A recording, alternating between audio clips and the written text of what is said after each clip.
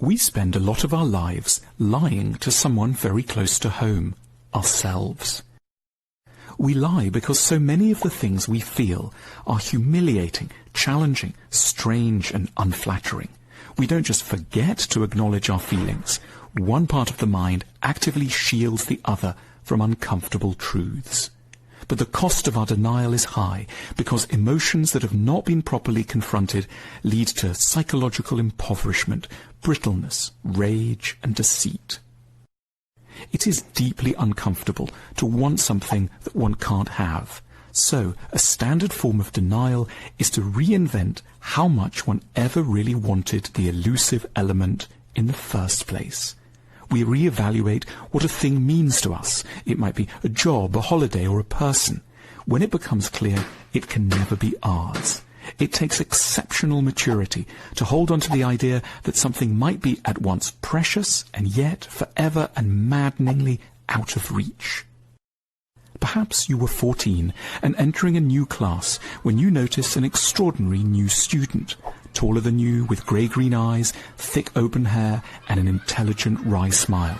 They were one of the most charming people you'd ever encountered, and also utterly beyond you. You were pimply and immature, you couldn't do sports, you weren't great at languages. Of course, you might have tried to become their friend, you might have shared jokes and chit-chat, but this kind of compromise would have hurt too much. So, to reduce the pain, you became nasty. You started to hate the person you liked. You sought to spoil because you could not have. You became mean where you would at one level have wanted to worship.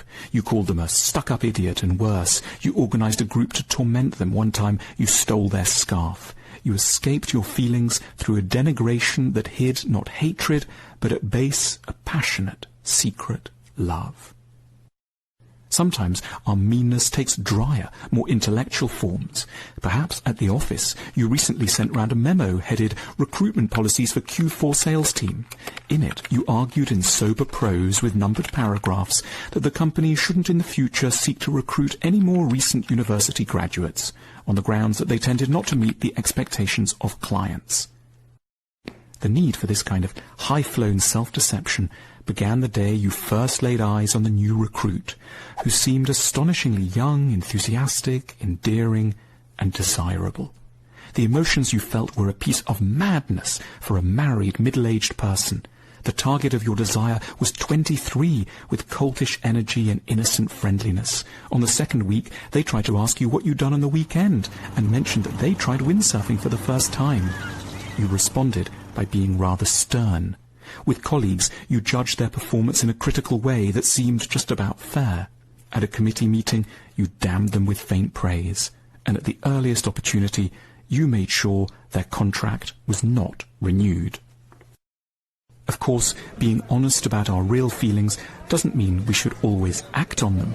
It's not a good idea to make every feeling known to those it concerns. The choice we face isn't between denial and inaction, or honesty followed by a brusque move on the people around us. We can accept many of our desires without needing to think we should do anything about them. The best way to overcome denial of some of our more impossible desires for people is to accept who we are, what we want, and then sometimes just sit with our hands firmly tied, reflecting sadly on the deep strangeness and unsatisfactoriness